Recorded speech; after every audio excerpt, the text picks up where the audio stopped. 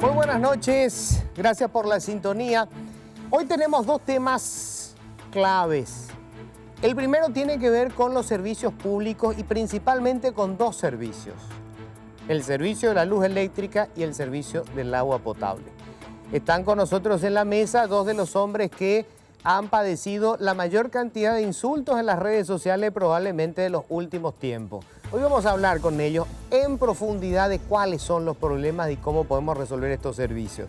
Y después en la segunda parte, uno de los hombres probablemente que más éxitos ha cosechado en el séptimo arte. Vamos a estar con Marcelo Martinezzi, director de Las Herederas, ganador de un premio de la Real Academia de la Lengua Española, un lujo realmente, vamos a estar también compartiendo con él. Pero vamos a empezar ya con el tema duro y les cuento, están con nosotros Félix Sosa, presidente de la ANDE. Hola Félix, gracias por venir. Muchas gracias por la invitación, Luis. Muy buenas noches a Elvio, a Natalicio y a todos los televidentes. Natalicio Chase, presidente de la ESAP. Natalicio, gracias por venir. Buenas noches Luis, buenas noches Elvio, Félix, buenas noches a los televidentes. Y una persona que poco conocen seguramente, Elvio Brizuela, él está al frente de la Dirección General de Empresas Públicas. Hola Elvio, ¿cómo estás? Luis, todo bien, gracias. Saludos a la audiencia. Te quiero preguntar primero que nada, ¿cuál es la función que tiene la Dirección General de Empresas Públicas? El monitoreo y supervisión de las empresas públicas. ¿Supervisión qué quiere decir? Y digamos, aprobar los presupuestos, monitorear sus inversiones, aprobar sus planes estratégicos, todas esas cosas. O sea, cualquier inversión que tenga que hacer ESAP o ANDE, vos y un equipo tienen que aprobar. Un equipo técnico que eleva sus recomendaciones al Consejo Nacional de Empresas Públicas, que es el que aprueba las inversiones. Hay un Consejo Nacional de Empresas Públicas. Así es. Que está integrada por... Cuyo presidente es el ministro de Hacienda, e integrada por el ministro de Obras Públicas, el ministro de Industria y el Procurador General de la República. Ya. ¿Y cuál es vos sos? Yo soy el secretario ejecutivo del Consejo y director de la Dirección General de Empresas Públicas. Bueno, correcto. Bueno, vamos a empezar con Félix Sosa. Félix, vos sos funcionario de ANDE de siempre, ¿verdad? 24 años. 24 años en la ANDE. Así es. O sea, digamos, conocés ya desde el vamos lo que ha pasado en los últimos años en la institución. Sí, por lo menos en los últimos, en las últimas 2 décadas. Sí, conozco perfectamente.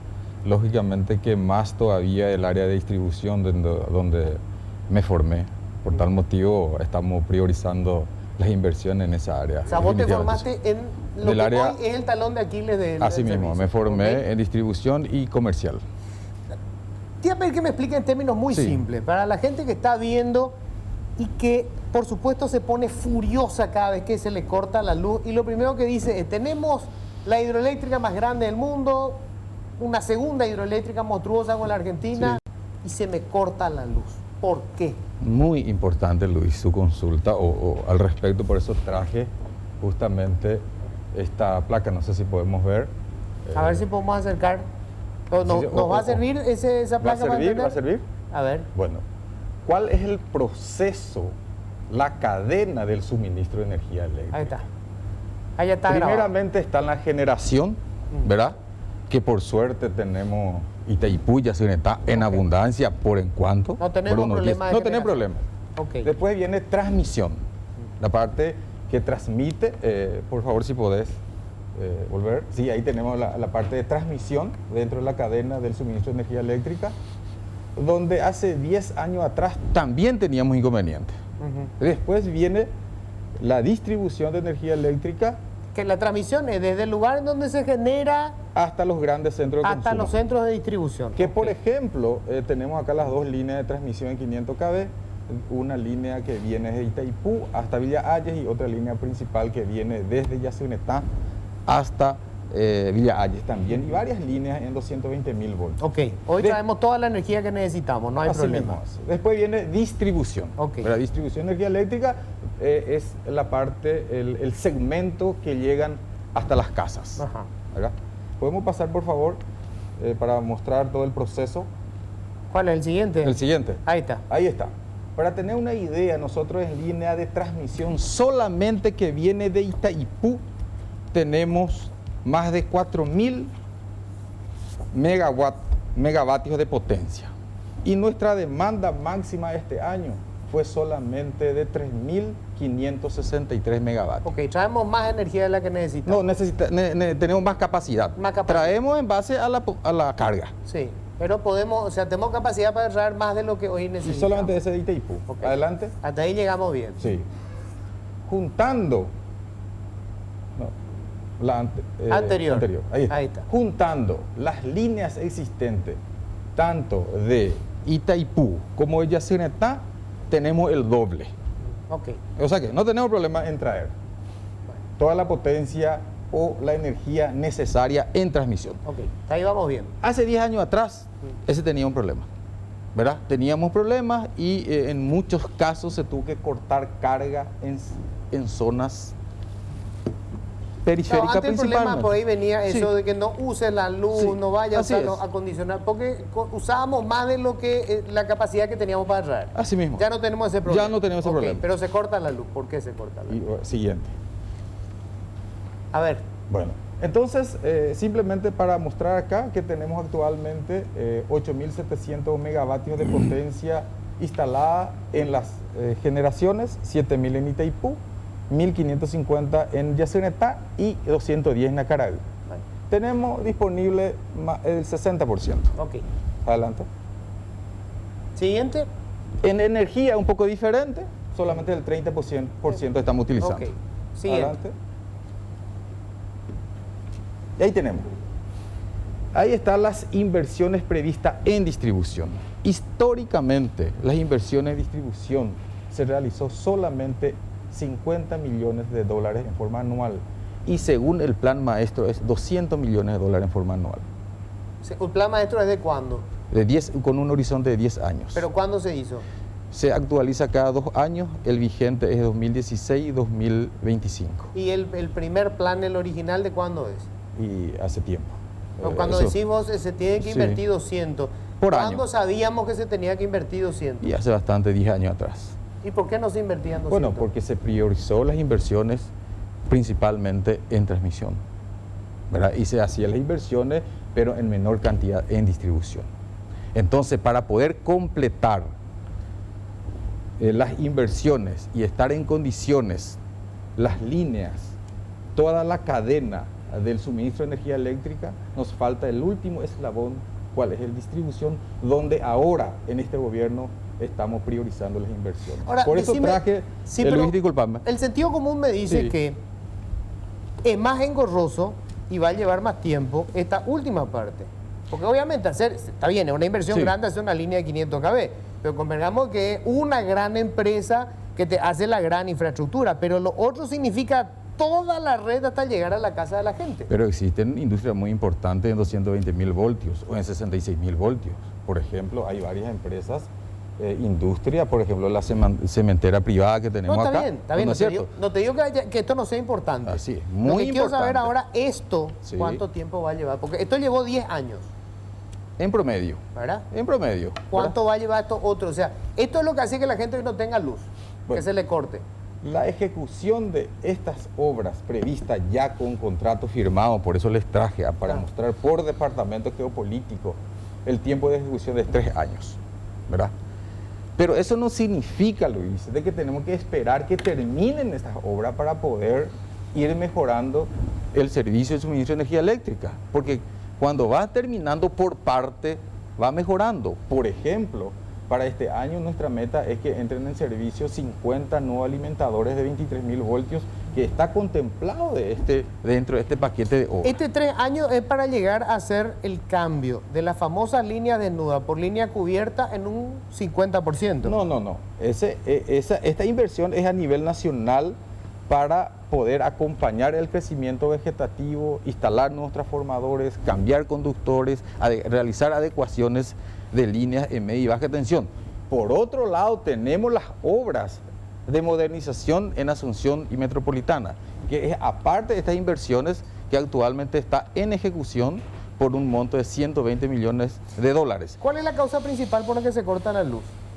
Los No- cables desnudos. Los cables desnudos, para nosotros cables desnudos. ¿Por qué? Por los árboles principalmente. Pero respondiendo a tu consulta, actualmente tenemos el 20% de los conductores ya protegidos en Central y Asunción. 20%. 20%. O sea, 80% está todavía con cables Todavía. desnudos.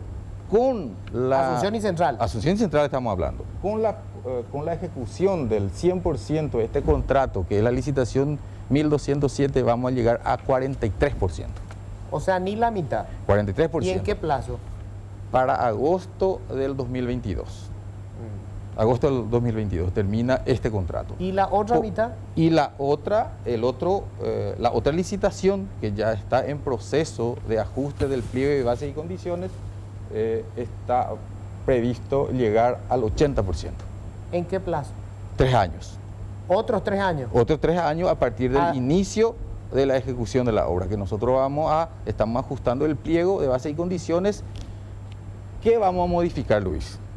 ¿Verdad? Actualmente, cuando se hace el cambio de conductor, se tiene que hacer el famoso corte programado.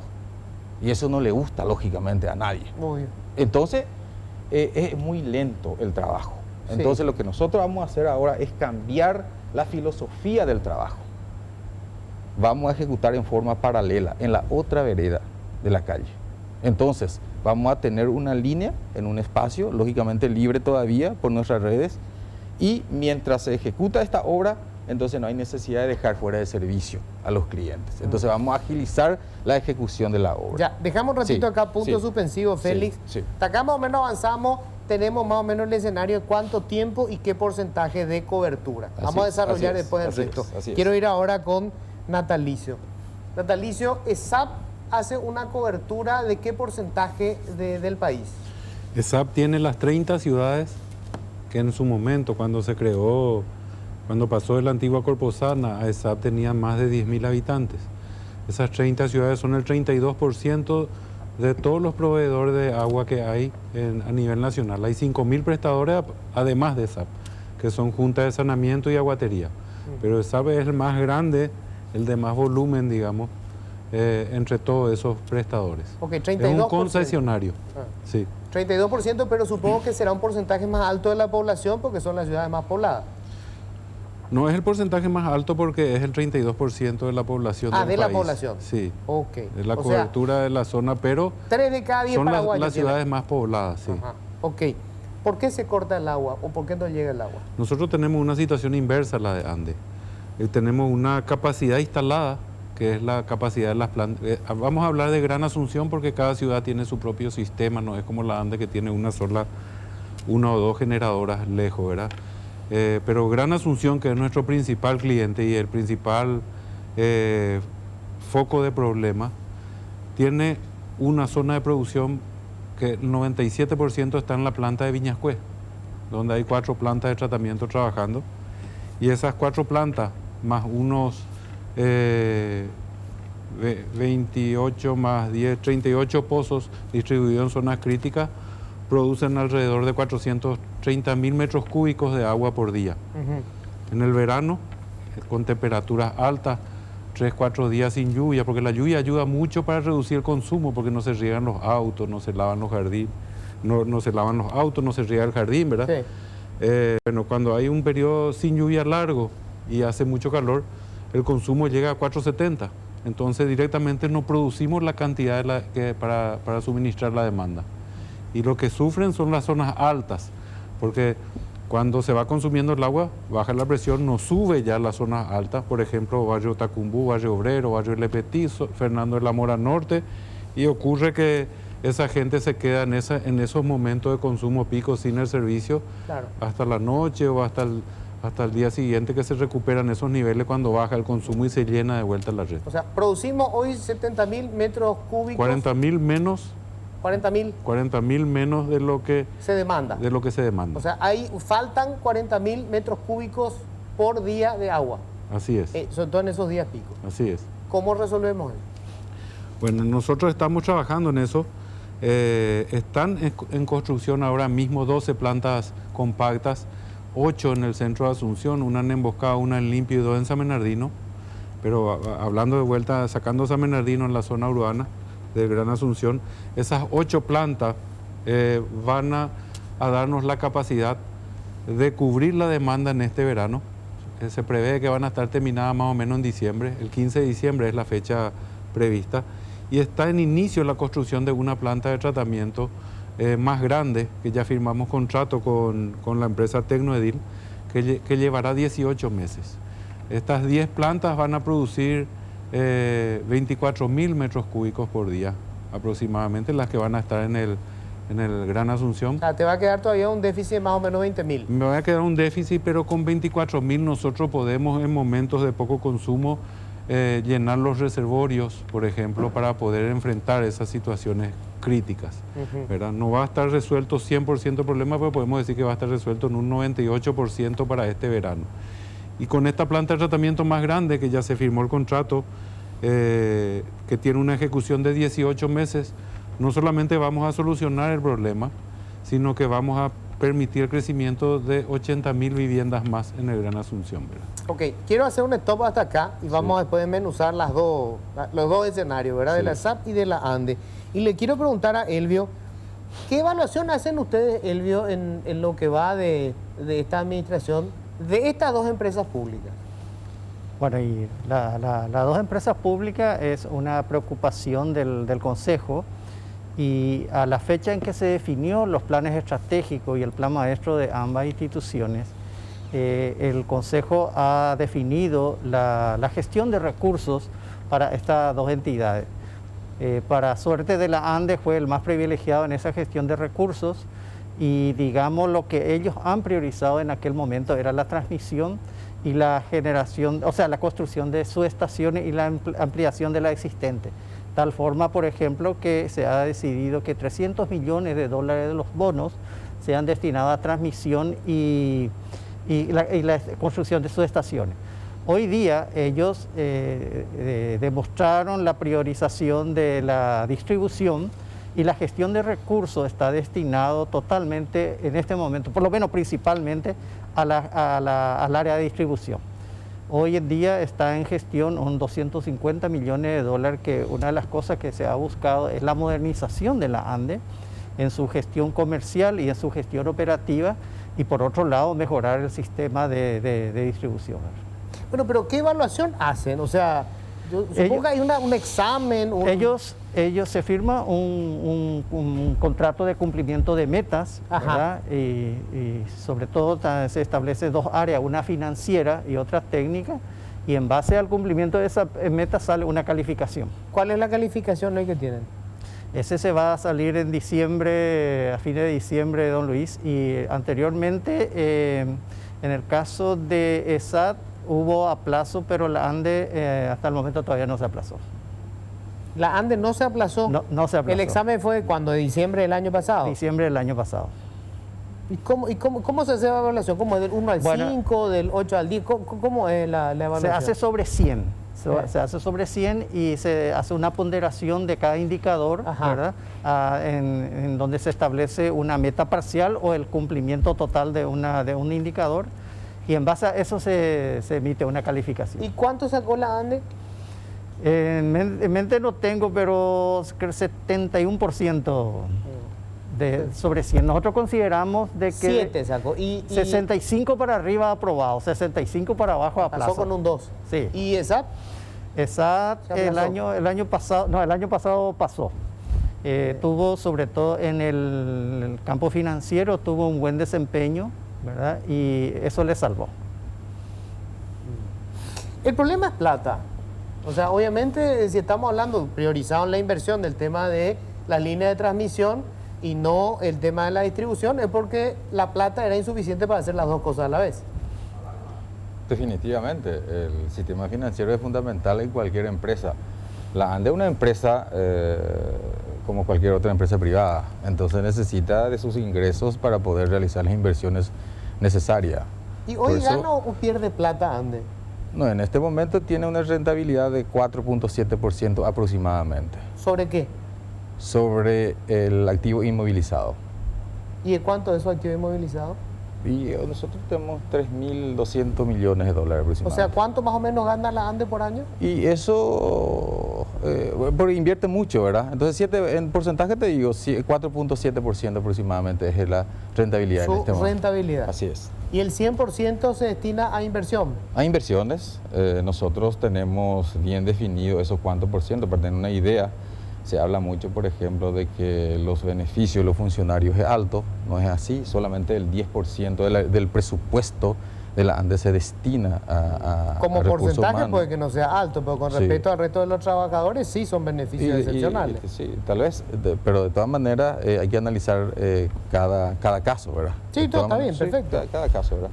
Su resultado a septiembre está en 450.000 millones de guaraníes más o menos. 450.000 millones de guaraníes. Así es. Pregunto entonces, Félix, Sí, si el problema hoy es plata, la empresa es rentable, sí. es rentable. El Rentable. nivel de rentabilidad está en los niveles que tiene una compañía de electricidad privada en cualquier lugar del mundo. Sí, está, claro que sí. ¿Por qué entonces no se puede conseguir inversión capital privado si lo que se necesita son más inversiones? De hecho, hasta el momento nosotros no tenemos problema de dinero de conseguir préstamos. Por eso que los bancos están prestando dinero a la ANDE. ¿Y por qué no se puede hacer más rápido entonces la inversión? Porque se está haciendo, la ejecución tampoco es rápida, ¿verdad? La ejecución de una obra eléctrica no es rápida, ¿verdad?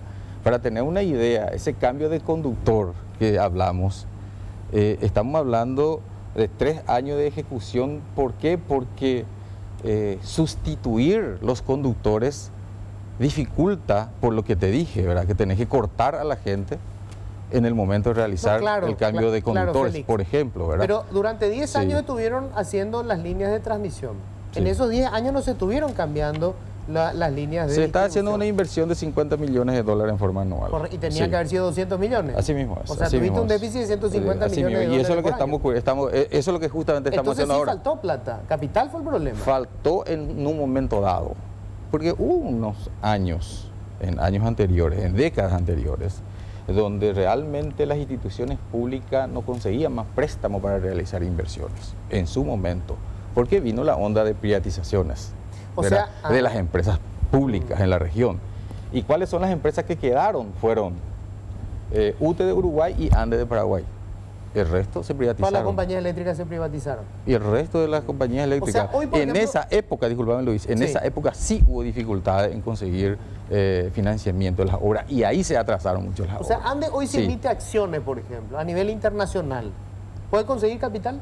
Pero primero se tiene que hacer una auditoría internacional de la situación financiera, una auditoría internacional, Claro. dejar en condiciones, en regla, Claro. para poder emitir acciones. ¿Y hay problema Pero- para que se haga eso? Pero se tiene que hacer. Pero en este momento nosotros no tenemos problemas de financiamiento, los bancos multilaterales. Prueba de ello de que hace 15 días atrás nos aprobó un préstamo de 250 millones de dólares de la CAF, ¿verdad? Que ahora pasamos a Hacienda y va a pasar al Senado para su aprobación correspondiente. Tenemos aproximadamente una necesidad todavía de 300 millones de dólares en el área de distribución para poder llegar a lo óptimo que estamos buscando nuevamente Pero ese me- préstamo a ver. y los bancos nos ofrecen ahora. Bueno, pero Félix, Sí, vos me estás sí. hablando de un periodo de por lo menos 5 años, Sí. no menos de 5 años, Sí. para tener una cobertura del 80%. No, ese es cambio de conductores. No importa, pero es no, inversión igual. No importa. Nosotros estamos realizando obras paralelas, no solamente esas obras. Como por ejemplo, Luis, como te expliqué la vez pasada. No, ya sé, Nosotros pero- compramos ahora por valor de 27 millones de dólares las llaves telecomandadas que vamos a ir instalando en los lugares de mayor crecimiento vegetativo, donde tenemos más carga, que es Asunción, Central y Alto Paraná. Son 1.400 llaves telecomandadas. ¿Qué significa? Donde vamos a tener la posibilidad de accionar a distancia, donde vamos a poder separar las averías, vamos a poder minimizar el área O sea, va a de fuera de haber menos servicio. cortes. Así mismo es. Va a haber menos Y gente va a que- agilizar la reposición de servicio. Es decir, no necesariamente uno tiene que esperar que se cambie todo Para que mejore el servicio. para que mejore el servicio. Paulatinamente va a mejorar. Y otra Ok. cosa, Luis, lo Sí. más importante, nosotros no estamos apuntando a una inversión de parche. Estamos apuntando realmente el que va a dar solución de fondo al suministro de energía eléctrica. Por tal motivo, se hicieron las inversiones muy importantes en transmisión y ahora muy importantes de distribución, y la incorporación de tecnología es muy importante, ¿verdad? Ok, De te quiero eso pedir nos... Sí, disculpa. Sí, una sí, pausa ahí porque sí. quiero hablar ahora con Natalicio de Sí. lo mismo. Natalicio, el problema es plata. Así es. Además, ustedes no pueden manejar nuestro caso es la tarifa. un poco diferente. La tarifa es el principal problema, porque sabe una sociedad anónima que su único recurso es la recaudación de la venta del servicio de agua potable y alcantarillado sanitario a través de un monto fijado en la tarifa. La tarifa tiene una forma polinómica, un pliego de base tarifario establecido por un estudio del Banco Mundial y que fue aprobado por los diferentes estamentos, pero en la parte de inversión a corto plazo y largo plazo se pone siempre cero, para evitar que la tarifa tenga un impacto social importante. Entonces nosotros tenemos casi cero posibilidad de inversión. Estas inversiones que nosotros estamos haciendo en agua potable, por ejemplo, es gracias a la preocupación del Gobierno Nacional a través del Consejo de Empresas Públicas que nos dieron los fondos necesarios fuera de la tarifa para la construcción de esas 10 plantas compactas y el 50% de la planta de tratamiento de Viñascué. Si no hubiésemos tenido ese aporte es inviable porque la tarifa no nos permite. ¿Pero eso qué? ¿Como una donación del gobierno central? Un aporte de capital. Aporte de capital. De 120 mil millones, que es la construcción de esas 10 plantas móviles más, digamos, el 50% del valor de la planta de tratamiento grande. Ahora, a ver, la situación es esta. Tenemos una empresa aguatera que tiene una cobertura del 30%, 36% de la cobertura del país. Sí. Dentro de nuestra área de prestación, claro, que no puede hacer inversiones, cerca del 90, claro, que no puede hacer inversiones salvo que desde la administración central decidan seguir haciendo ampliación de capital. Sí. Eso no es sostenible en el tiempo. Nosotros estamos haciendo solamente inversiones en este momento con figura de fideicomiso sobre alcantarillado sanitario, porque la venta de ese servicio de alcantarillado sanitario es nuevo. Estamos construyendo Fernando de la Mora, ahora comenzamos dentro de poco San Bernardino y Luque, ¿verdad? 63 millones de dólares para Luque y para Fernando de la Mora son 184 mil millones más 8 millones de dólares que se está ahora gestionando. Eso ya está en construcción, pero del mismo servicio se paga, digamos, ese crédito. Ese crédito. ¿Cómo el servicio? ¿El usuario va a pagar eso? La prestación del servicio de alcantarillado sanitario, en vez de recaudar esa, va al fideicomiso y paga ese préstamo, digamos, en un plazo de 10 años. ¿Pero quién paga? ¿El usuario? El usuario paga con la prestación del servicio, no es que se le cobra una tasa especial, el costo de la cloaca, del servicio de cloaca, al conectarse. Pero en el tema del agua potable, o sea, esta es la inversión que haces ahora, que va a cubrir ahora. Sí. Nos convengamos que cuando estamos hablando de una diferencia de 40.000 metros cúbicos día, ese consumo se va a disparar, o sea, eso no va a ser en 10 años, entonces va a doblar seguramente el consumo de agua. Esta planta nos da la capacidad de 10 años de crecimiento. Existía un plan director, Luis, que establecía el crecimiento que debía tener la antigua Corposana y ESAP en el tiempo. En el año 2006 debió haberse construido una planta, en el año 2011 otra, ¿verdad? Y en el año 2016 otra. No se hicieron esas inversiones. Desde 1991 al año 2018, al inicio de este gobierno, se creció en producción 72.000 metros cúbicos, en 27 años. 72.000 en 27 años. Nosotros vamos a crecer en 3 años, cuando esté terminada la planta de Viñascué, ahora en diciembre 46.000 y en 3 años aproximadamente 158.000 metros cúbicos. O sea, vamos a crecer en 3 años 3 veces lo que se creció en 27 años. Y esa es la falta de inversión en infraestructura. Claro, correcto. Pero la demanda va a tener seguramente un crecimiento geométrico, no va a ser matemático. En el Gran Asunción nosotros tenemos una alta cobertura, o sea, estamos alrededor del 94% de cobertura en agua. Entonces, lo que nosotros tenemos que hacer es cubrir el déficit, principalmente. El crecimiento no va a ser demasiado grande en forma sostenida, porque tenemos poco que ampliar dentro de nuestra área prestacional, lo que es Gran Asunción, o sea, área metropolitana. Entonces, tenemos que cubrir ese déficit y prever un crecimiento menor que el crecimiento de la población, digamos, porque la población va saliendo de nuestra área prestacional. Va hacia zona de Luque, donde nosotros no prestamos el servicio. Por ejemplo, por el casco de Luque prestamos el servicio. Pero lo que sale afuera ya no es nuestra área prestacional, hay aguatería y junta de saneamiento. Y ese es toda una tragedia aparte. Tenemos también el problema de que Las empresas, digamos, bueno, Andes sí tiene prácticamente cobertura del 100% en el país, pero el tema del agua potable, estamos hablando de un 30%, o sea, 70% del país, En manos de 4.500 proveedores más o menos. que son las pequeñas aguateras, Aguateras, junta de saneamiento. de las cuales hay un porcentaje altísimo que sencillamente no hace las inversiones correspondientes. Totalmente. O porque no son rentables, o por negligencia, o por lo que fuere. Pero ese problema también lo tiene que solucionar, porque el agua potable es una obligación del Estado, digamos, garantizarle al ciudadano. En este momento, con la ayuda del Banco Mundial, hay una revisión total del sector agua y yo creo que en poco tiempo sale un plan para ese sector, donde se trata todos estos problemas de las aguateras, el tema del regulador, el tema de las tarifas, todos los aspectos que hace al sector se está analizando y se va a preparar un plan en base a ese estudio. Y creo que a corto plazo. ¿Sí? Sí. Bueno, tenemos que hacer nosotros una primera pausa. Hay varios temas en los que vamos a hablar. Vamos a hablar del tema de los caños, de todo el sistema de la red de distribución del agua potable, qué porcentaje de esa red hoy tiene ya una vida útil fenecida, y vamos a hablar de si existe o no la posibilidad de la inversión privada tipo CLIFSA, o eso es un fenómeno que no se va a volver a repetir. Pero lo vamos a hablar después de la pausa, ¿sí? Hacemos una breve pausa. Bueno, vamos a hablar de dos cosas. Enseguida vamos a hablar del tema tarifa, que es un tema tabú, porque sobre todo es un tema político. O sea, es un tema muy difícil de digerir, el tema de la tarifa. Pero antes, Natalicio, el tema de la red de distribución, de las cañerías.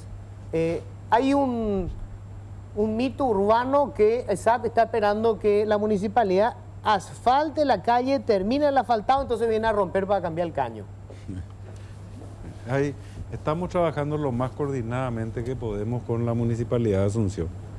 Cuando ellos van a hacer recapados nuevos, normalmente nosotros ya pasamos la cañería a la vereda para que no vuelva a haber una ocurrencia en el asfalto.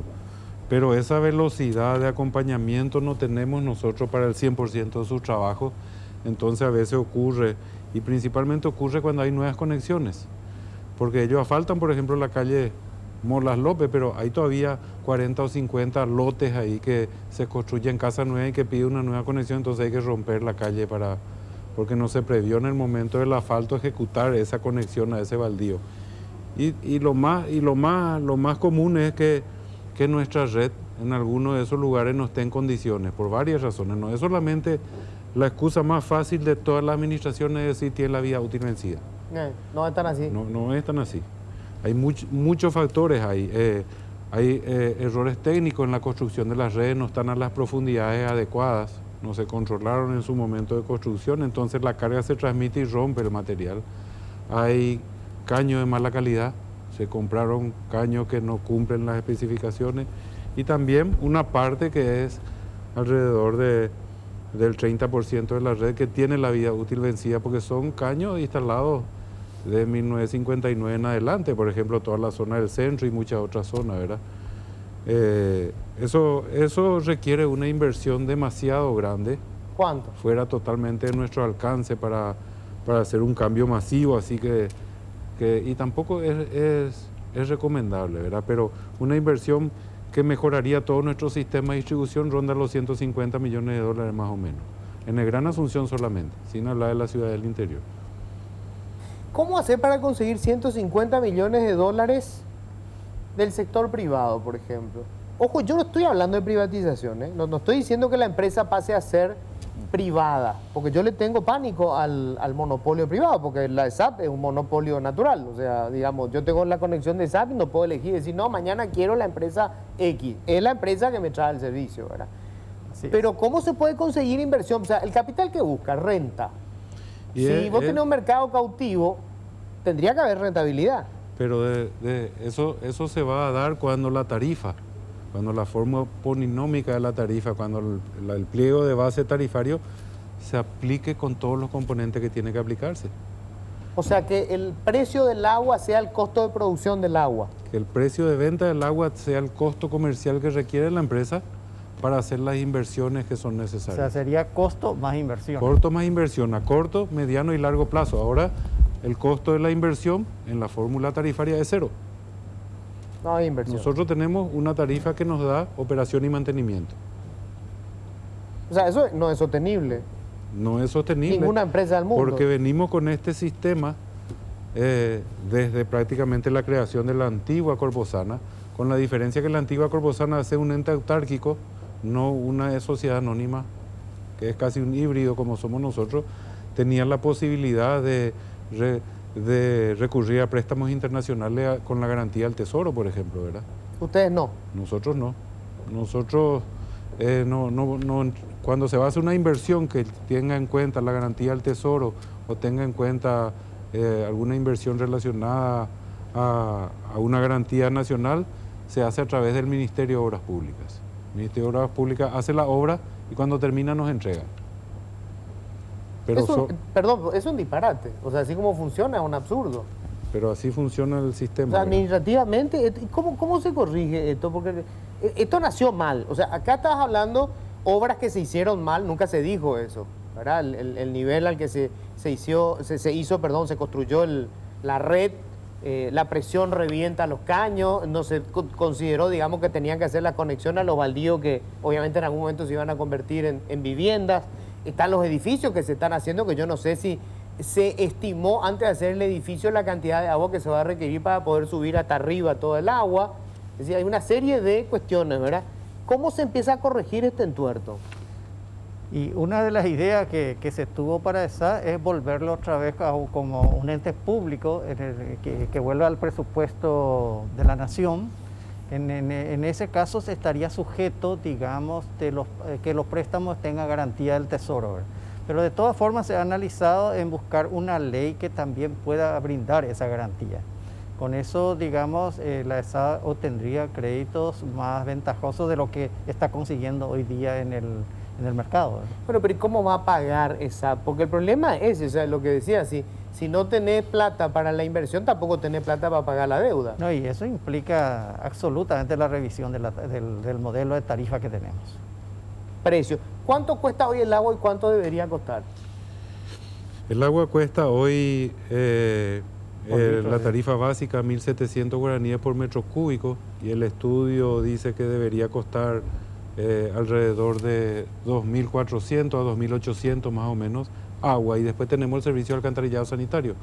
O sea que prácticamente el doble de lo que hoy tenemos en tarifa debería costar el agua.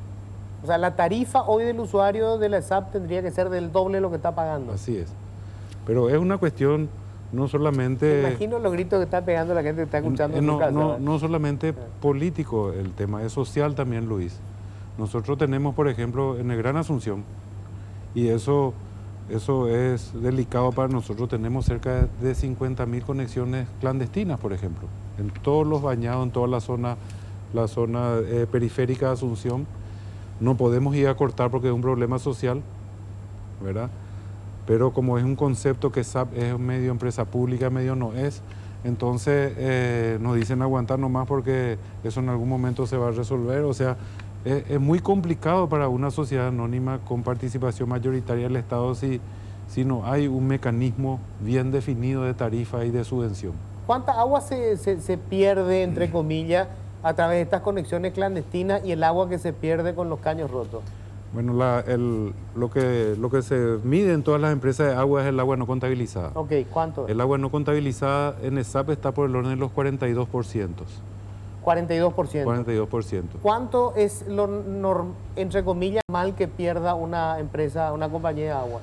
Las mejores empresas de Latinoamérica, por ejemplo, Sanepar, que es la mejor empresa que está en el estado de Paraná, Curitiba, por ejemplo, tiene un agua no contabilizada de 37%, 35%, y la meta de ellos era llegar al 32% este año.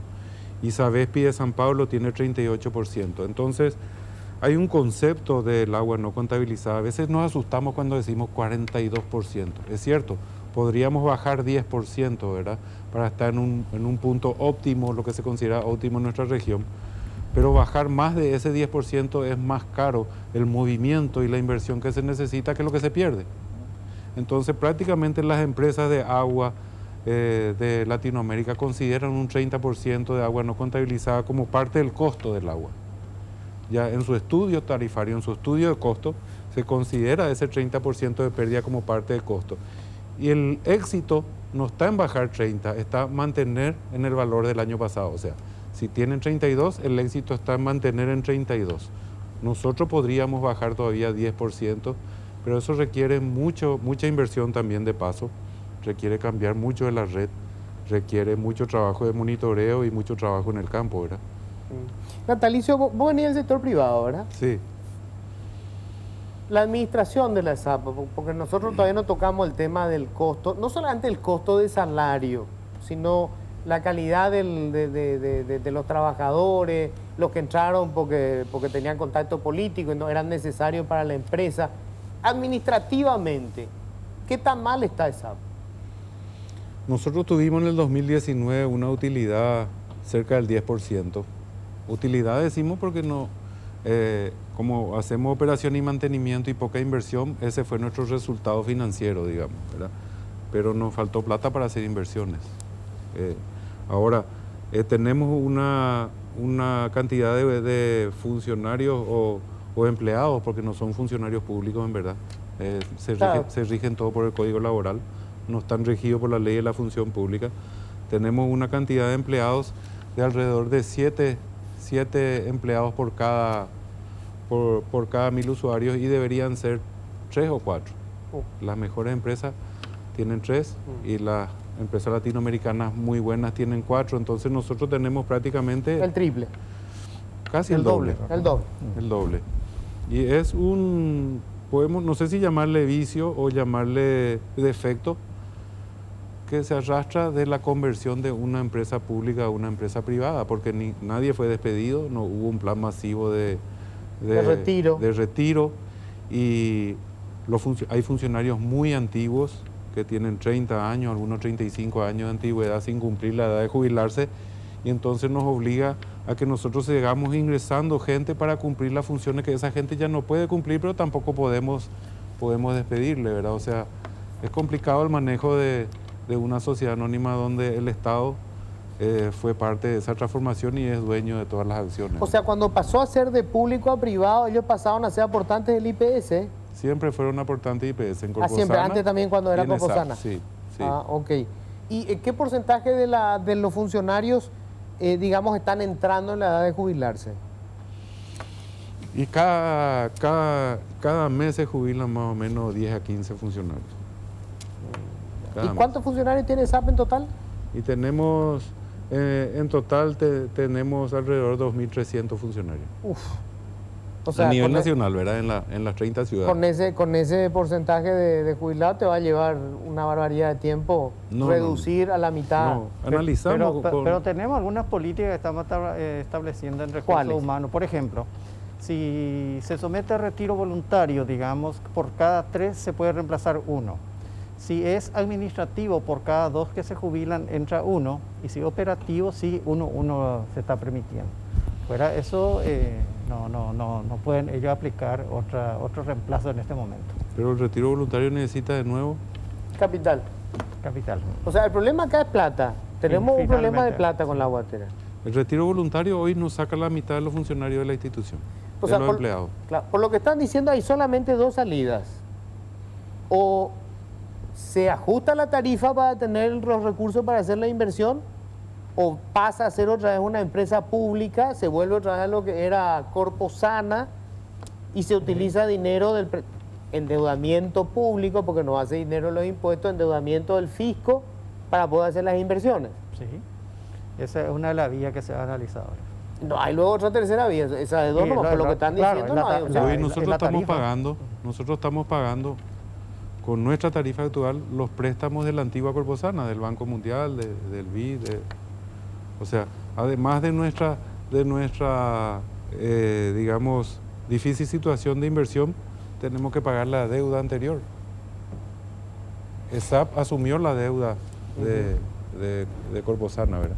Félix, en el caso de la ANDE, estamos ahora hablando de estas inversiones, pero esto es endeudamiento. Definitivamente. Esto se tiene que pagar en algún momento. Tiene que pagar. La tarifa que hoy tenemos está hecha sobre la base de el pasivo que hoy tiene la ANDE. Estos son pasivos nuevos. definitivamente. Por eso nosotros estamos realizando un estudio ahora, formamos un grupo de trabajo y para este fin de diciembre vamos a tener el nuevo plan maestro con un horizonte de 10 años, es decir, 2021 a 2030. Y ahí también va a salir la tarifa adecuada para las inversiones adecuadas, ¿no es cierto? Entonces la decisión va a ser del gobierno si se realiza ese reajuste tarifario o ver la forma de financiar el déficit tarifario que va a existir definitivamente. De todas formas, Sí. nosotros también hacemos el análisis de riesgo fiscal, ¿verdad? Porque si la empresa no está en condiciones de pagar, tiene que asumir el fisco. Entonces Claro. también por el otro lado también tiene que calcular. Claro, Está tenemos muy que linda mirar. la inversión, pero hay que pagar con Pero impuestos. definitivamente, pues, independientemente del modelo, sea una empresa privada o una empresa pública, tiene que tener los ingresos y tiene que tener la tarifa adecuada para realizar la inversión adecuada. Ahora, ¿No es cierto, Luis? pregunto Sí. Félix, el caso Clipsa, Sí. ¿por qué no se puede replicar eso? O sea, ¿por qué no se puede, por ejemplo, tomar, por decirte, obviamente las dimensiones son totalmente distintas, pero vamos a suponer la ciudad de Luque. Sí. Ok. Y vos decís, hay una empresa privada que se va a encargar de la administración, o sea, de la distribución de la energía eléctrica. Sí. Entonces ellos hacen las inversiones para digamos, todos los equipos que se requieren para que se mantenga el servicio de distribución. Y obviamente ellos tienen una utilidad X, un porcentaje que se defina sobre el precio que cobra la ANDE, pero está garantizado el servicio. ¿Eso es imposible? Lastimosamente, Clipsa no es un modelo válido para nuestra realidad de Paraguay, ¿Por qué? porque atiende solamente un área de influencia de casco urbano, donde tenés concentrada la carga, alta densidad de carga, no realiza inversiones en zonas rurales donde el costo-beneficio es negativo, Sí.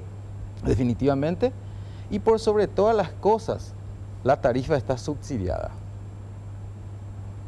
Es decir, históricamente Clipsa pagó una tarifa menor subsidiada. En el año 2017 se sinceró la tarifa para todos los clientes y también le afectó a Clipsa. Pero porque yo creo que Clipsa- presentaron un recurso, ¿verdad? Sí, así mismo. Entonces Recurso judicial. consiguió, así mismo por orden judicial, se mantiene la tarifa del pliego anterior, ¿verdad? Que es el pliego número 20.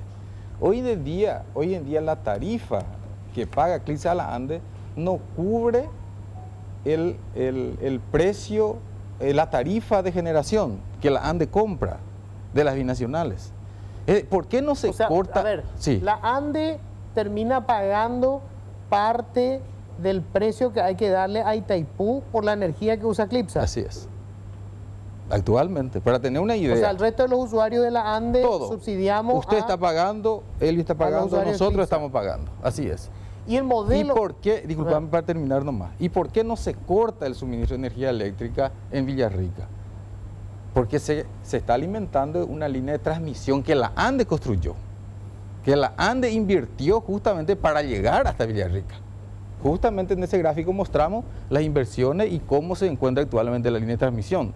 Es decir, esa inversión no pagó Clipsa. O sea, por eso no es real. El modelo no es real. Por eso, si es que se adecua a la situación real, ahí hay que medir la eficiencia de la empresa, ¿verdad? Bueno, pues te pregunto, Sí. ¿eso no es posible que vos tercerice alguna ciudad o parte de una ciudad y que sea una empresa privada la que haga la inversión para mantener la red de distribución?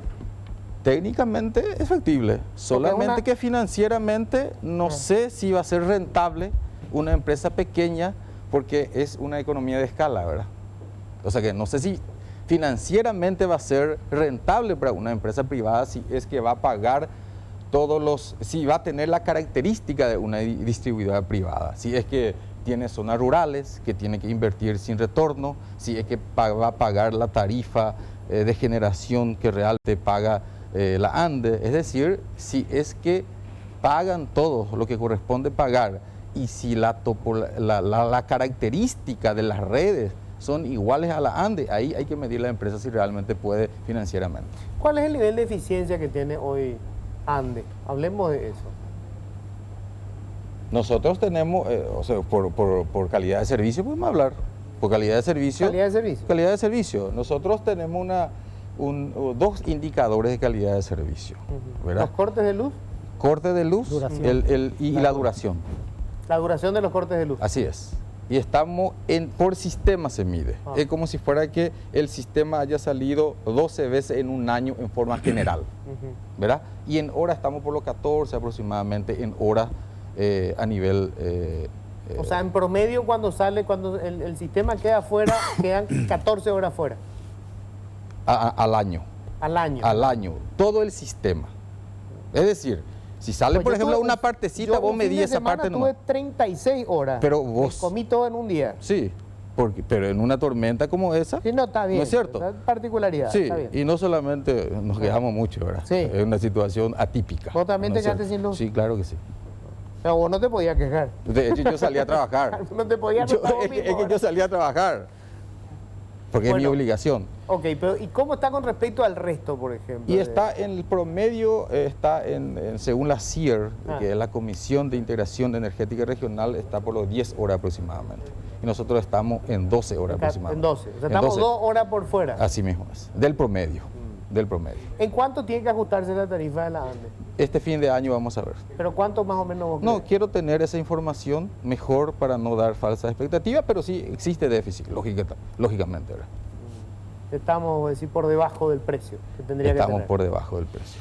Pero no siempre que la fórmula de estudio dé positivo el aumento de la tarifa se da, porque al final es una decisión Claro, una decisión política. no, una de hecho. decisión del Consejo de Empresas De Públicas. hecho, Bueno, y la el ente decisión del regulador. Consejo Sí, siempre va a ser sí. técnica, ¿verdad? Sí. En otro nivel se decide política. No, claro, Sí, claro. sí. O sea, te van a decir que el número es No. 4 y este tiene que ser 4. Ahora, ellos deciden si esos 4 se pueden pasar o no. No, eso es muy importante, Luis, porque la ANDE, ¿por qué hasta el momento está recibiendo, es sujeto a crédito?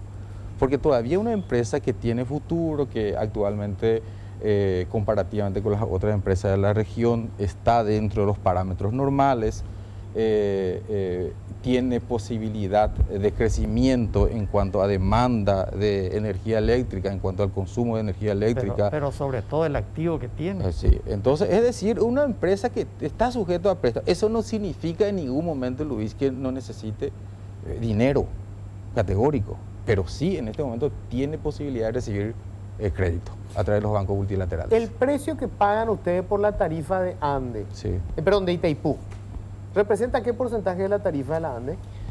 Bueno, está por la tarifa para tener una idea, actualmente el mix de generación sale por los $28 el megawatt hora y nosotros en baja tensión está por los $70 aproximadamente. el megawatt Más o hora. menos va a Sí, decir, así de es. 100, ¿cuánto es lo que se paga a Itaipú por la tarifa? No, y por eso te decía, $70 más o menos nosotros el megawatt hora vendemos a nivel de clientes Ok, y compramos a 28, 30. o sea, cerca Así. del 80, 85% del precio es lo que se paga a Itaipú. Así mismo, esa relación. O sea, pero el si del- la tarifa de Itaipú baja en más del 50%, quiere decir que ustedes van a reducir su costo, digamos, casi en un 40%. Pero eso no significa que puede bajar la tarifa al cliente final, por lo que dijimos, porque No, no, no, actualmente está ya bien. estamos, sí. No, lo que, Sí, lo que estoy sí, pensando sí, es eso. Sí. Si vos mantenés tu, Sí. tu tarifa, Sí. ese 40% se va a convertir en un dinero que le va a entrar a la ANDE. Y para el mejoramiento del servicio Correcto. y para seguir invirtiendo. Para poder invertir, En claro. ningún momento significa de que tiene que bajar el mismo porcentaje, ni tiene que bajar. Bueno, ¿No es eso se cierto? va a analizar después. Esa es una No, claro, decisión. esto está- estamos hablando de lo que puede hablamos de pasar. temas técnicos, ¿verdad? ¿Cuántos No, funcionarios sí. tiene ANDE? 4.800. ¿Cuántos necesita? 1.000, A la miércoles. así es. Tenemos 950 vacancias. ¿Y por qué hay un exceso tan grande? No, es porque no se repusieron en tiempo Déficit. y forma. No, espera. 4.800 me dijiste. Sí, Ay. y además necesitamos 1.000 funcionarios. Ah, no, yo te preguntaba cuántos necesitaban para operar. Creí que tenía 3.000 de más. No. 1.000 más necesitamos. Además de los 4.800. UTE tiene 1.500 funcionarios. 1.500.000 clientes. ¿Qué es UTE? UTE de Uruguay. Ah. Es una empresa parecidísima a la ANDE, Ah. genera, transmite, distribuye y comercializa. ¿Pero cuántos son administrativos, por ejemplo, en la ANDE? Porque los técnicos no te los voy a discutir, además, Sí. digamos, están entre los mejor formados de la administración pública. Definitivamente, está por los 30% aproximadamente. 30%. aproximadamente. ¿Necesitamos el 30%? Sí, necesitamos. Y más. ¿Sabes por qué? ¿Más que el 30%? Más que el 30%. Me asusta escucharte. Así ¿Por es, qué? señor. Porque la parte administrativa es no solamente el que hace el trabajo administrativo en sí. Por ejemplo, está la gente financiera, el que realiza atención al cliente, son funcionarios administrativos y Yo no tienen sé, que atender ya a la sé, gente. sí, sí. ¿No es Además, cierto? sí necesitamos toda la gente que está Así ahí. mismo, entonces necesitamos cajeros, necesitamos funcionarios del, reitero, la parte de financiera. Es decir, O sea, según vos no hay que sacarle a nadie la anda. hay que aumentar 1000. 1000 más. Sí, señor. Para estar en condiciones y todavía va a seguir siendo menor cantidad que UTE de Uruguay, que tiene casi 7000. Mirá que la gente ya te tenía bronca antes del programa. Después del programa hay que ajustar la tarifa, hay que meter mi funcionario. No, pero hay que decir la verdad, Luis. No, está bien, está bien. No, está bien, eso está bien. significa. Me parece fantástico. Se me fue el tiempo, sí. No, te decía, Luis, para cerrar. nosotros en alguna medida estamos de acuerdo en aumentar, pero temporalmente. Mientras tanto, desarrollar tecnología para ir reemplazando justamente eso, ¿verdad? Ahí está. Sí, Yo también creo que es definitivamente. así. No, categórico.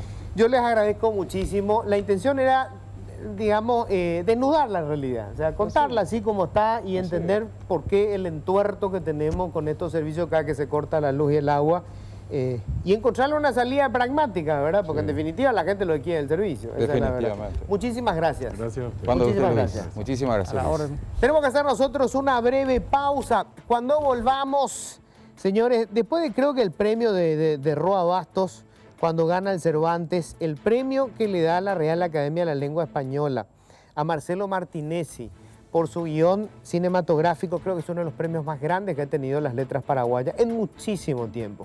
Este señor nos va a honrar con su presencia en instantes más. Breve pausa y ya volvemos.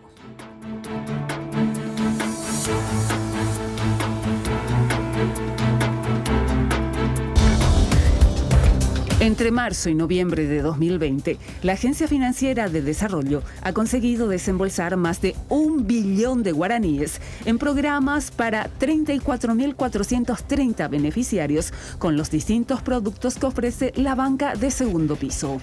Reconversión de operaciones benefició a 26.562. El programa Pro Reactivación a 2.060 beneficiarios.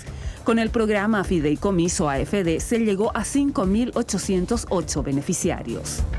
Bueno, señores, ya estamos aquí en el estudio con Marcelo Martinezzi, director de Las Herederas, autor del guión de Las Herederas. ¿Qué tal, Marcelo? ¿Cómo estás? Buenas noches, muchísimas gracias, Luis, por la invitación. Muy contento de estar acá en Telefuturo, que estuve varias veces en la última semana por todo lo que estuvieron mostrando la película. Estuvimos compartiendo en varios espacios, hablando un poco de nuevo después de 2 años del estreno. Y muy linda la experiencia, muy linda la experiencia.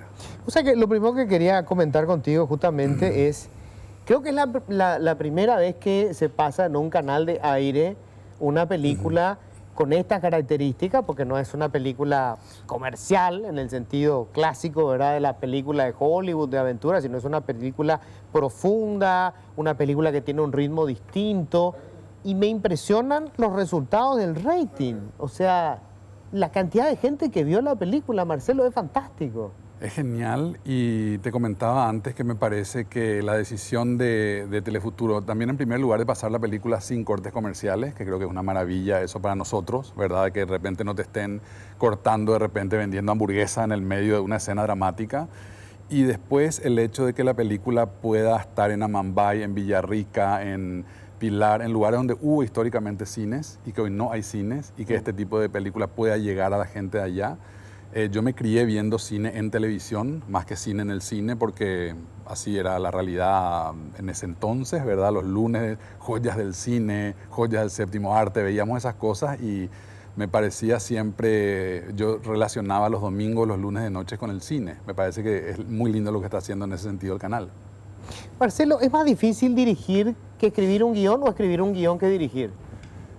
Lo que pasa es que uno es guionista más tiempo que director, ¿verdad? Director, uno dirige una película durante la preproducción y la producción son más o menos 5 o 6 meses, después edita unos 6 meses de nuevo. Sin embargo, un guión se construye como a fuego lento, ¿verdad? A veces son 3 años, a veces son 2 años y medio. En el caso de Las Herederas fueron casi 4 años para mí. Yo empecé a escribir lo primero de Las Herederas después del golpe del 2012. O sea, imagínate lo que estaba en mi cabeza ahí, que yo decía, no pertenezco a esta clase social, ¿qué puedo hacer para salir un poco al margen y tratar de buscar otra cosa, otra forma de reflexionar acerca del lugar del que vengo, ¿verdad? Y la película se filmó en el 2016, entonces tuve, por más que no haya sido sentado los 4 años escribiendo, yo creo que lo lindo de un guión es que las cosas que a uno le pasan van afectando el guión, ¿verdad? Todo lo que a uno le va pasando por el camino. En los ensayos, por ejemplo, hay muchas escenas de Las Herederas que se fueron construyendo a partir de la interacción con las actrices, a partir de cosas que escuché durante el proceso de escritura. O sea, es muy lindo ese proceso. Entonces, como te decía, el guión es como más tiempo, más largo, y hay un disfrute también en el guión. Sufrimiento cuando no sale y disfrute cuando de repente uno encuentra la palabra precisa, el momento perfecto, y cuando uno ya ve en el guión la película. Uno puede, digamos, disfrutar la historia, decir, no, está muy bien contada, nos sentimos reflejados, pero para que la Real Academia de la Lengua Española decida premiar como el mejor guión en lengua española para una película, un rubro sumamente competitivo y en donde los españoles además tienen verdaderos genios, significa que esta es tu obra cumbre hasta este momento. Incluso más que la película, te diría yo, ese guión. Realmente creo que a todos nos sorprendió bastante, gratamente. Es un premio bianual, o sea que se da cada 2 años, se suman las películas de 2 años para dar el premio. Entiendo que las academias de los países proponen guiones, no conozco mucho todo el proceso, ¿verdad? Supe que en algún momento nos avisaron que estábamos como en una selección final y después me llamaron y me dijeron, te van a llamar de la academia en algún momento, la verdad, está atento a tu teléfono, ¿verdad? La Real Academia, que eso fue hace más o menos una semana. A mí me alegró mucho, Luis, y también por otro lado siento que loco, ¿verdad? Como la dopabeima Las Herederas, nosotros decimos, o las actrices, parece que seguimos todo el tiempo Claro. haciendo alguna cosa vinculada a la película y esto fue como una gran sorpresa de cierre ya, creo, porque cada uno ya está en otra cosa y que esto haya venido ahora y que nos haya permitido volver a, de alguna manera, intercambiar pareceres en un montón de espacios acerca de la película es muy lindo y me gustó también que en el fallo del jurado, los 3 premios anteriores, porque esta es la 4ª edición, habían tenido, como vos decías, guionistas españoles y en el fallo del jurado hablaban un poco de la fuerza de lo no dicho, que es un poco el sentido de la película. Claro. Que yo creo que es un poco Paraguay, ¿verdad? Cómo hablamos y nunca decimos lo que es importante. Y es un poco algo que yo aprendí también leyendo mucho a Gabriel Casaxia, ¿verdad? Que ahora está cumpliendo, hoy es el 40 aniversario de su muerte y me parecía importante recordarle, un grande de la pequeña burguesía en decadencia. Hay mucho de la Paraguay. babosa en Las Herederas, ¿eh? Él tiene una novela muy famosa también que se llama Los Herederos y yo cuando estaba pensando en Las Herederas dije, al menos por más que no sea la misma trama, al menos como homenaje a Casaxia me parecía lindo llamarle Las Herederas. Casaxia tiene una novela hermosa que se llama La Llaga, Sí. un libro de cuentos que para mí es muy revelador que se llama El Pozo, que habla un poco de ese pozo que es Paraguay y que me ayudó mucho también a empezar a trabajar Las Herederas desde la sensación de encierro que hay en Paraguay, que creo que es encierros en clases sociales, encierros en círculos, encierros en de alguna manera performances, ¿verdad? Y me parecía que era importante poder trabajar a partir de eso. Entonces para mí era importante hoy mencionar la Casaxia porque ha sido una gran inspiración para la película. Hoy decías, cuando estábamos empezando a conversar, quería contar algo. Yo no pertenecía a esa clase social. ¿A qué clase social pertenecía Marcelo Martínez? No, era como yo creo que en Paraguay, siempre la gente dice el problema de Paraguay son los políticos, el problema son el aparato de justicia, el problema del parlamento, pero para mí me parece que el gran drama de Paraguay es su clase dominante, ¿verdad?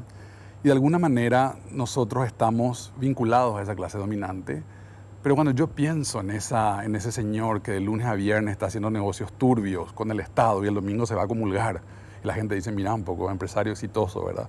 Buen cristiano, ¿entendés? O esa gente que le espanta escuchar de cualquier familia que no responda a la cuestión papá, mamá, hijo, hija, pero que se quedan callados cuando a esa hija le violan el papá, el primo, el hermano, y no hacen nada para crear una legislación y un sistema de protección para una niña. O para mí, y en ese momento puntual de 2012 era, yo no quiero pertenecer a esa clase dominante que acepta que venga un ladronzuelo 9 meses, o que vota a un narco porque va a cuidar los privilegios de su clase.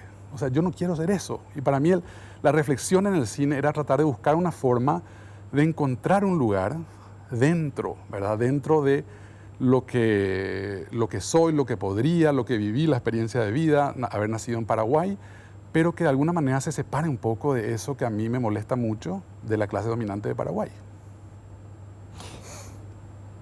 El cine puede ser, digamos, el canal por el que nos permita ir construyendo un país distinto. O sea, cuando nos vemos en el cine, nos permite reflexionar y decir, caramba, esto lo tenemos que cambiar.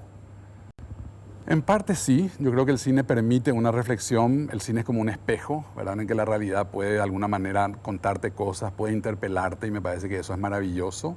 Creo que el proyecto que sí podía cambiar a corto plazo era la televisión pública, por eso me metí ahí así como de lleno 2 años.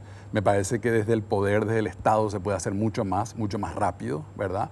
A veces una vida no es suficiente, las películas que puede hacer en una vida no son suficientes para todas las reflexiones y todos los temas que necesitamos debatir o reflexionar, pero sí me parece que el cine es una herramienta muy importante, por eso creo que hago esto y por eso me parece que me gusta mucho también, Luis, en el proceso. La otra vez hablaba en uno de los espacios aquí de que de repente está ese tipo de cine que yo te digo, vení Luis, vos actor, vos fulano guionista, vos tal cosa, y se arman como equipos a partir de las necesidades de vender esa película o de marketinear una historia. Sin embargo, también existen, yo creo que en lo que nos gusta hacer, existe como ese deseo de poder narrar a partir de lo que nos está pasando en ese momento. O sea, para mí Las Herederas es casi un documental de lo que nos pasaba a todos en ese momento, y así como hoy vemos Juana de Arco del año 1928, una película muda, y nos toca y nos da una idea de lo que era ese momento en el mundo, ojalá que dentro de 100 años se pueda ver Las Herederas y puedan decir, mira cómo eran los asuncenos o las asuncenas en ese momento de la historia. Me parece que eso es lo que me resulta más atractivo del cine, cómo el tiempo le da otro peso, ¿verdad? Y le permite, evidentemente, eso que decís, ¿verdad? Una reflexión. Qué difícil ha de ser después del éxito de Las Herederas hacer la siguiente película. Sí, yo creo que si uno lo mira desde el éxito, sí, pero si uno lo mira desde las necesidades propias de tomar algunos riesgos y de divertirse y de volver a hacer un trabajo colectivo que de alguna manera sea de aprendizaje, quiero pensar que no tengo ese miedo. Vos sabés que tuve, Luis, tuve en el 2018, tuve en el 2019, porque decía, Dios mío, esto se agranda mucho y después ¿qué, verdad?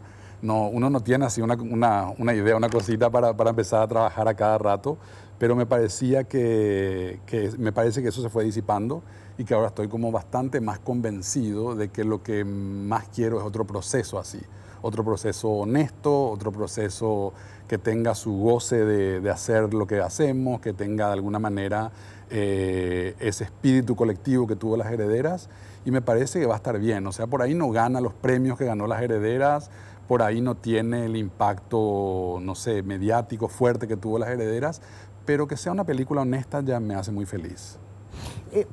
¿Será un género distinto?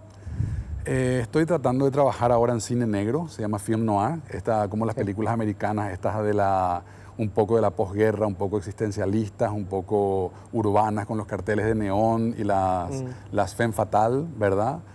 Me parece que va a ir un poco más por ahí la película. ¿Y se va a desarrollar en los años 40, 50? Se va a desarrollar en los 50. Tomé algunos escritos maravillosos de Guido Rodríguez Alcalá, a partir de los cuales estamos investigando. Con Carlos Patuza estuvimos recorriendo locaciones, mirando de alguna manera hacia dónde, qué hay de Paraguay de los 50 que pueda servirnos, desde ascensores hasta pasillos, casas, edificios, ¿verdad? Y bueno, Seba Peña está ahora haciendo justamente todo lo que tiene que ver con la producción en un taller internacional en estos días, y después nos vamos a juntar y vamos a ver que vamos a empezar a empujar el proyecto. Tengo que hacer una breve pausa. Bueno, enseguida vamos a hablar más de esto y de qué fantástico sería ver en pantalla el Paraguay de los años 50, ¿verdad? Hay algo que amo profundamente de lo que está produciendo hoy la televisión y el streaming, ¿verdad? Que le dio recursos a mucha gente que en la televisión comercial abierta no tenía espacio, y uno ve de repente unas joyitas espectaculares visualmente, las historias, ver eso, poder ver eso acá sería fantástico. Pero vamos a hablar de eso enseguida, ¿eh? Pausa breve, ya volvemos.